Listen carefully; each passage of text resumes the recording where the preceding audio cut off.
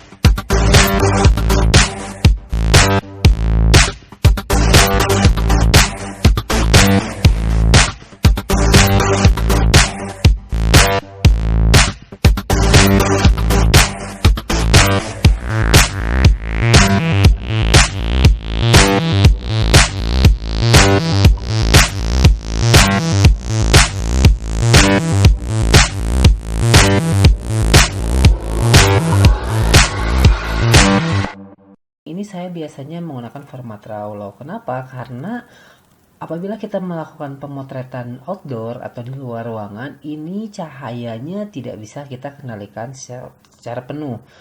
Nah, agar tidak repot untuk gonta-ganti settingan apabila kita sedang memotret menggunakan settingan seperti ini, terus tiba-tiba 2 detik kemudian mataharinya tertutup awan, otomatis kan repot ya, mesti gonta-ganti settingan. Itu alangkah lebih baiknya saya sarankan menggunakan format RAW, karena kita bisa mengkoreksinya dengan gampang di Adobe Lightroom. Nah, bagaimana caranya untuk melakukan post processing workflow atau editing untuk prewedding yang biasanya saya gunakan? Ini seperti ini. Jadi kita pertama import di Lightroom ya. Anggaplah kalian memiliki Adobe Lightroom. Apabila tidak punya, itu bisa kalian edit format JPEG-nya. Jadi saya juga selain RAW saja bisa ada yang JPEG-nya. Jadi RAW plus JPEG ini saya selalu menggunakan dua format ini untuk jaga-jaga.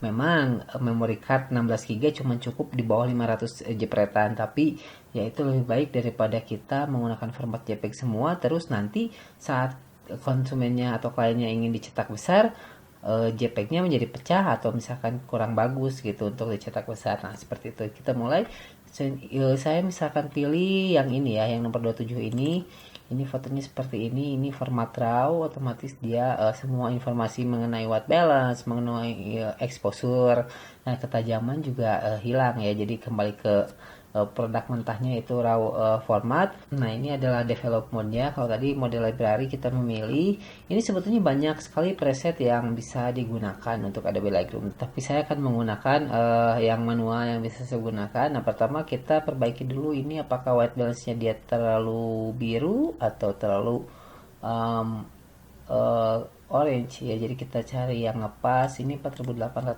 kayaknya cocok. Oke, tidak terlalu biru juga. Oke, setelah itu kita exposure-nya kita tambah, naikkan, jangan terlalu banyak, sedikit saja supaya tidak terlalu gelap ya. Oke, 0.30 misalkan. Kontras kita kasih 20 untuk memberikan kontrasnya. Terus highlight ini adalah untuk mencerahkan sedikit dari highlight. Coba, nah seperti ini kita tambah sedikit, 30 saja. Bayangan atau shadow ini untuk lebih mengentalkan atau memperkuat mode bayangannya ya. Tapi karena emang kita misalkan tidak usah terlalu banyak bayangan, kita samakan saja 30. Terus untuk whites nya ini kita coba untuk meningkatkan warna putih atau komponen putih di dalam ini misalkan, atau mengurangi, nah itu bisa kita atur di sini. White kita kasih sedikit saja putih sebesar 20 saja, dan juga blacknya kita tambah juga 20 untuk rambutnya agar lebih hitam ya, berarti ke arah kiri minus 20. Oke, good. Setelah selesai ini kita masuk ke clarity. Ini adalah untuk si kehalusan kulit atau tidak. Jadi kalau ke kanan ini seperti ini, kalau ke kiri dia terlalu halus, jadi di minus 10 saja biasa saya gunakan. Terus vibrance, nah ini kelebihan dari Adobe Lightroom ini adalah vibrance, jadi berbeda dengan saturasi, dia lebih enak untuk dinaikkan warnanya menggunakan vibrance ini. Nah seperti ini, jadi meskipun kita tambah ini warnanya bertambah tanpa merusak apa ya, jadi kayak lebih tidak terlalu berwarna banget gitu, jadi kayak soft terlihat warnanya. Oke, kita plus 30, dan kalau saturasinya kita tambah sedikit saja 5. Oke, setelah selesai ini kita masuk ke detail ya, sharpening ini adalah mempertajam si gambarnya. Coba kalau kita tambah ke 50 bagaimana. Nah ini jadi terlihat sekali perbedaannya apabila kita tambahkan sharpening atau tidak. Ini kelihatannya di sini ya, kita tambahkan saja 50 misalkan, kita pertajam. Terus di sini ada noise reduction. Jadi kalau misalkan menggunakan RAW ini biasanya suka ada noise karena tidak dikompresi menggunakan noise reduction yang ada di kamera, sehingga kita harus melakukannya secara manual di sini. Jadi kita kuranginnya sebesar 50. Ini akan terlihat di sebelah sini. Nanti dia akan hilang. Jadi aslinya lebih halus gitu kalau untuk bagian wajah. Sebetulnya untuk menghilangkan jerawat dan lain sebagainya bisa digunakan juga Lightroom ya, menggunakan Lightroom, tapi saya lebih suka menggunakan Adobe Photoshop. Jadi Lightroom hanya untuk mengkoreksi dari cahaya, dari white balance, dari exposure, terus juga dari sharpness atau hue, saturation, terus juga apalagi seperti tadi kontras gitu. Jadi lebih enak menggunakan Lightroom dibandingkan menggunakan Photoshop. Photoshop hanya untuk mengkoreksi hal-hal yang ingin kita tingkatkan lagi, yang lebih enak digunakan apabila kita menggunakan Photoshop dibandingkan dengan menggunakan Lightroom. Oke, setelah selesai kita coba lihat lagi apabila ada yang kurang atau belum. Nah kita coba fit. Nah, jadi seperti ini. Ini yang sudah saya koreksi menggunakan Lightroom. Kalau misalnya kalian lihat, ini perbedaannya adalah ini yang di kiri ini yang belum dikoreksi, dan ini yang kanan ini yang sudah kita koreksi menggunakan Adobe Lightroom. Kalau misalkan kalian masih baru belajar Adobe Lightroom atau belum pernah menggunakan ini juga ya gampang aja sih, tinggal geser aja yang bagian sebelah sini ke kiri atau ke kanan, lihat kalian lebih suka yang mana. Atau kalian ingin eksperimen, bisa kalian download preset-preset yang sudah ada sehingga tidak harus repot-repot lagi, cukup satu kali klik. Tapi perbedaannya adalah kadang ada yang cocok presetnya, ada yang tidak cocok. Nah sekarang setelah selesai kita koreksi, saatnya kita ekspor ke format JPEG itu dengan klik di file lalu export, dan nanti dia akan muncul seperti ini. Jadi pastikan ini foldernya kemana, lalu kalian pastikan kualitasnya 100 dan formatnya JPEG, terus juga resize ini tidak dicentang. Oke, setelah selesai ekspor, dan dia setelah selesai ekspor, kalian bisa buka format JPEG-nya menggunakan Photoshop untuk pengeditan lebih lanjut. Oke, ini adalah Photoshop Adobe Photoshop CS6 ya, yang saya gunakan untuk mengedit lanjutan si foto prewedding ini. Nah, yang pertama saya lakukan biasanya adalah menghaluskan lagi si wajahnya. Jadi kita zoom ke sini, ini terlihat ya.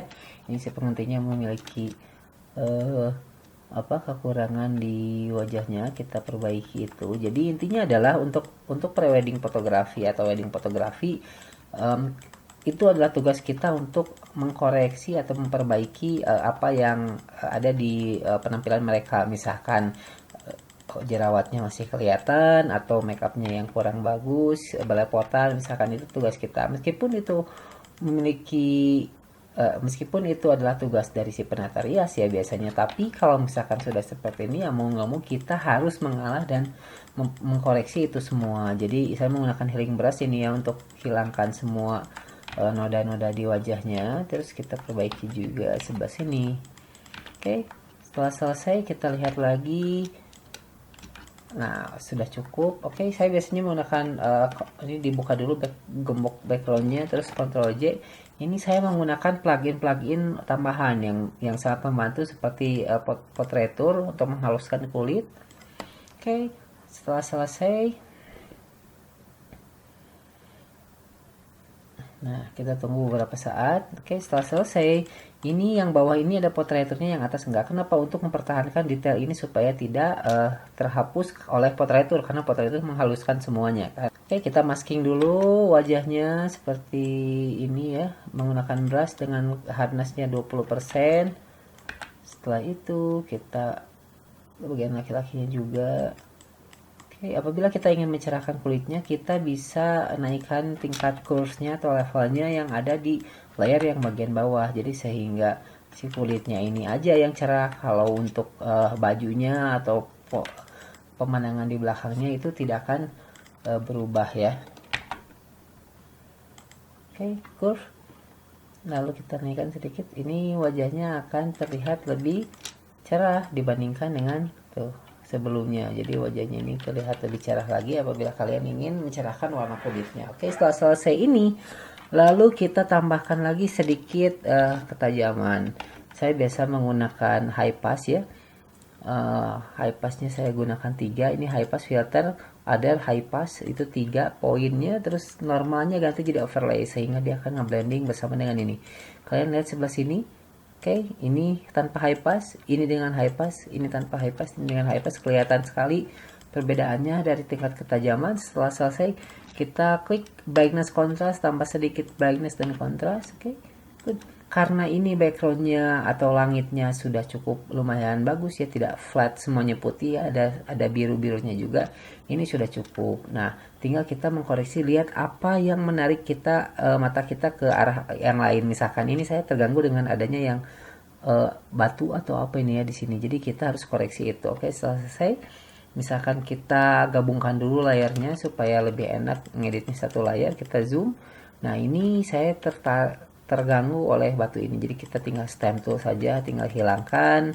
Oke, sehingga mata kita nanti akan tidak tertuju ke sana. Nah, seperti ini. Oke, setelah selesai ini seperti ini, kita lanjut lagi ke tahap berikutnya. Saya biasanya menggunakan topaz ya. Kalau misalnya kalian tidak topaz, begini juga sudah cukup sebetulnya. Jadi tinggal kasih watermark kalian, lalu kalian kasih layer ke klien ini. Oke, bagus nggak buat dicetak, nanti tinggal dicetak besar. Nah, biasanya saya copy dulu ya buat jaga-jaga supaya tidak salah. Topaz adjust yang 5 ini, topaz adjust. Terus saya biasanya menggunakan detail yang medium. Ini untuk apa? Ini untuk menambah ketajaman lagi atau tingkat dramatisir yang ada di si gambarnya. Jadi saya klik OK.